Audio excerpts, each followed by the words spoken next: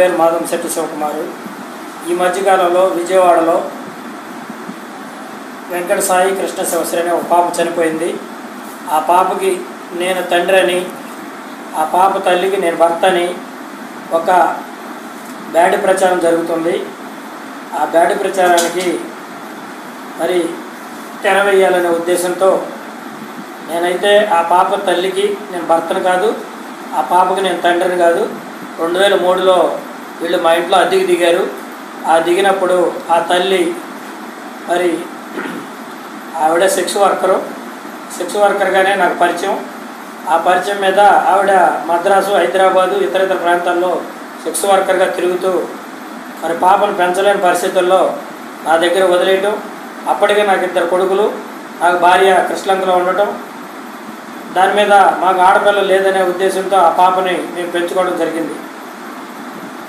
ఆ ఉద్దేశంతోనే మరి నా తల్లి చనిపోయిన 3 నెలలకి ఈ పాప మా దగ్గరికి వస్తే ఆ పాపకి మేము నా తల్లి పేరు పెట్టుకోవటం.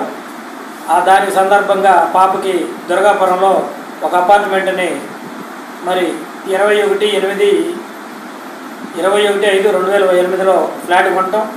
పాప అప్పటికి మైనర్గా ఉండటం వల్ల నేను గార్డియన్గా ఉంటూ రిజిస్ట్రేషన్ చేయడం జరిగింది.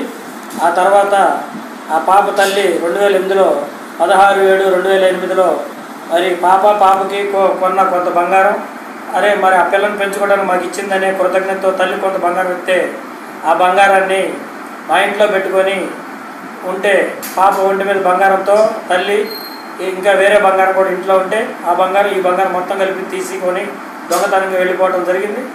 ఆ తల్లి మీద పామర పోలీసులు కూడా కేసు రికార్డు రిజిస్టర్ అయింది. ఆ తర్వాత ఆ తల్లి హైదరాబాద్లో సెక్స్ వర్కర్స్ డెన్స్లో పోలీసులు వెళ్తే పామర పోలీసులు మేము కేసు పెడతాం. ఆ కేసు రిజిస్టర్ అవటం, ఆ ఎఫ్ఐఆర్ నెంబర్ వచ్చి 489/2008. మరి అప్పుడు ఎస్ఐ కూడా ఈ అమ్మాయిని హైదరాబాద్లో ఒక సెక్స్ వర్కర్స్ డెన్లో ఈ అమ్మాయిని పట్టుకోవటం, ఈ అమ్మాయితో పాటు ఈ అమ్మాయి భర్త కూడా ఆ ఇంట్లో ఉండటం. ఈ అమ్మాయి మీద విజయవాడలో కూడా సెక్స్ వర్కర్ కేసులు విజయవాడ మహాచవరం పోలీస్ స్టేషన్లో, హైదరాబాద్లో, మద్రాసులో కూడా ఈ అమ్మాయి మీద అనేకమైన కేసులు ఉన్నాయని తెలుస్తుంది.